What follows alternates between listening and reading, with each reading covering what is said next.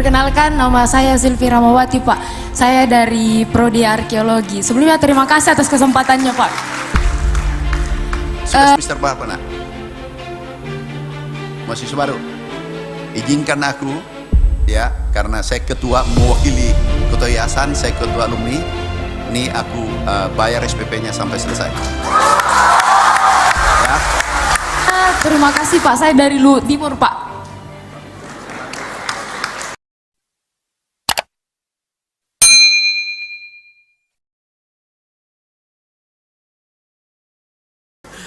Oke, sebelum saya serahkan kembali ke tamu kita, saya beri kesempatan satu orang yang kalau tidak bertanya hari ini dia pulang sakit perutnya.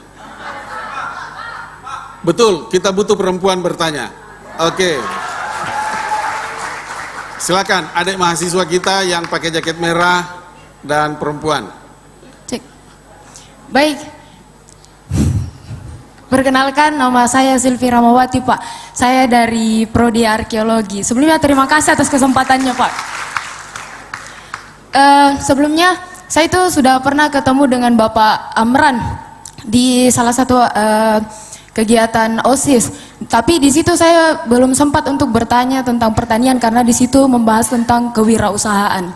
Tapi pada kesempatan kali ini saya akan membahas tentang pertanian, ya, Pak. Saya itu berasal dari Luhut Timur, Pak, salah satu kabupaten yang ada di Sulawesi Selatan.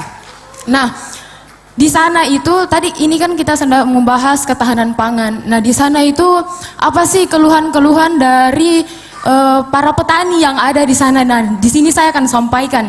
Kebetulan di sana itu orang tua saya sendiri itu adalah seorang petani merica. Nah, di sana itu ada petani lada dan juga petani sawah gitu, Pak.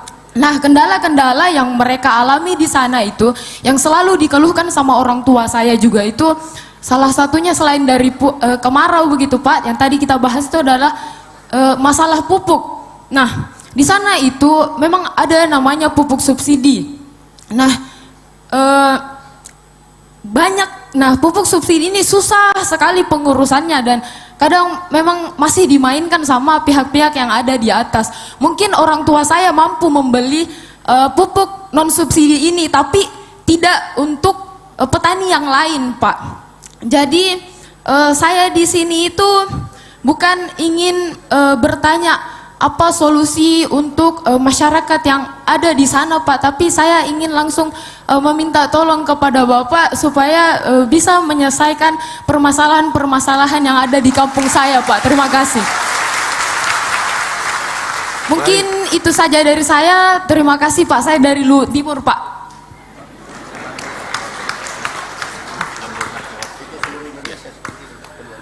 Baik. Saya mohon maaf terlebih dahulu kepada tamu kita karena waktu kita sangat sempit. Saya sudah dikode oleh panitia katanya tinggal 10 menit. Jadi mungkin masing-masing 5 menit. Kita mulai dari Pak Andi Amran Sulaiman. Silakan, Pak. Terima kasih.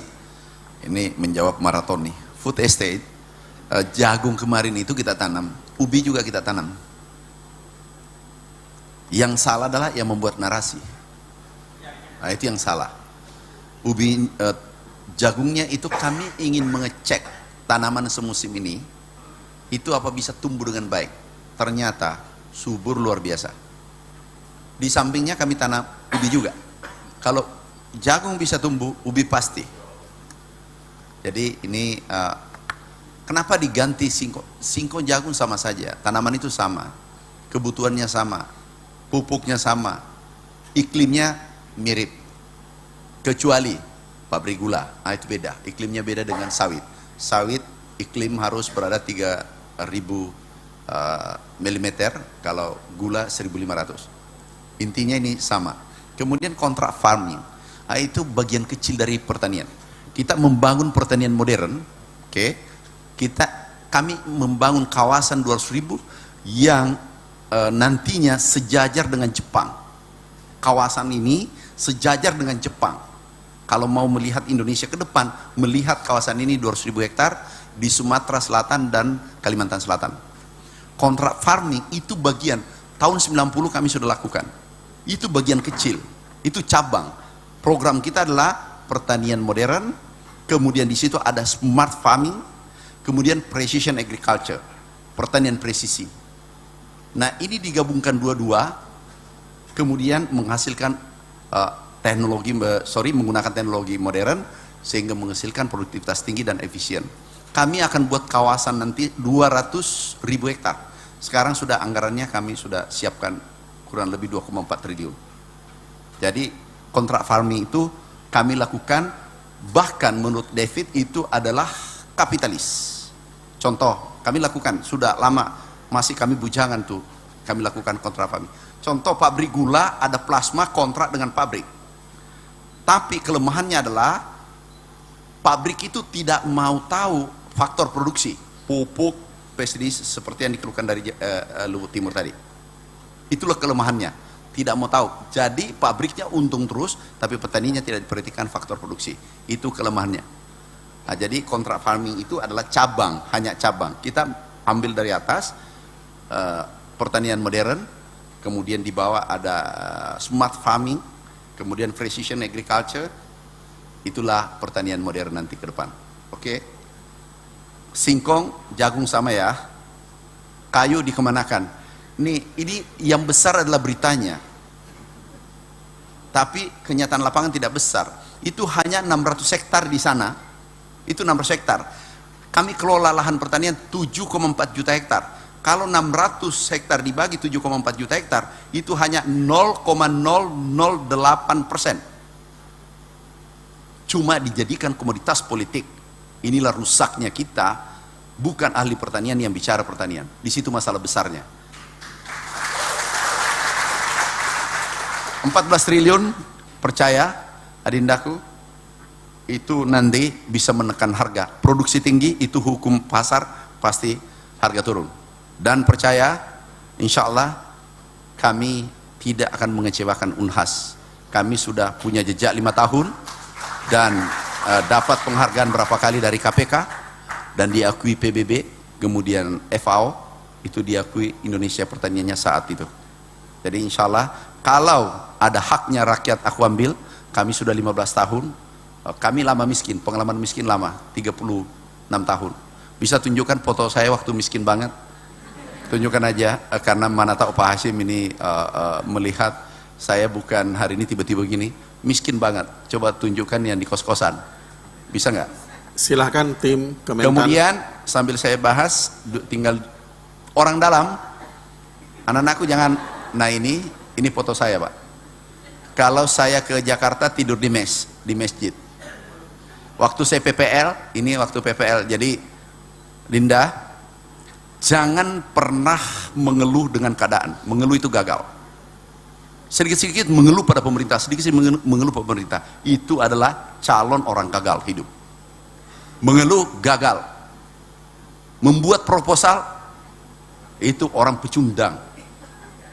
Kalau ada yang mengirim proposal, dia tidak yakin pada, kenapa? Itu membunuh karakter kita kalau selalu mengirim proposal. Kenapa? Jiwa mengharapnya terbangun, tetapi jiwa petarungnya mati. Oke? Kecuali proposal di tempat ini.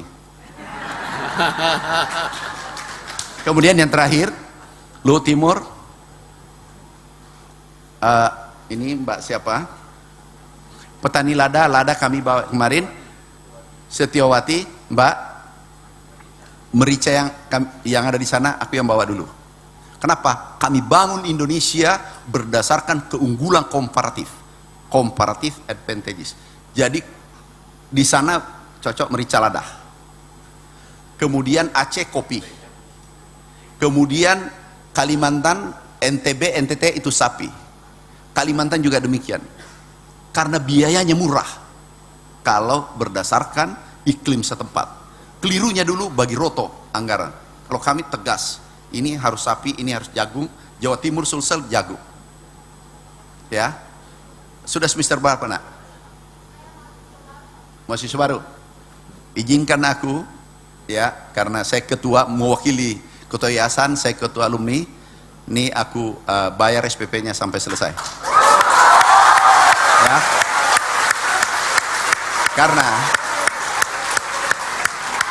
Luar biasa. Saya anak petani, aku lama miskin. Saya mengerti denyut nadi orang sulit di Indonesia, sehingga insya Allah doakan kami sehat, kami tidak permalukan. Bila mana aku melanggar, tolong diberitahu, dan saya berani kembali pulang kampung kalau aku tidak amanah. Makasih. Terima kasih Bapak Menteri Pertanian, Ketua IKA Unhas. Itu tadi fotonya Pak, kalau dibandingkan dengan yang sekarang kok malah yang sekarang lebih gagah ya. Padahal dulu fotonya waktu muda.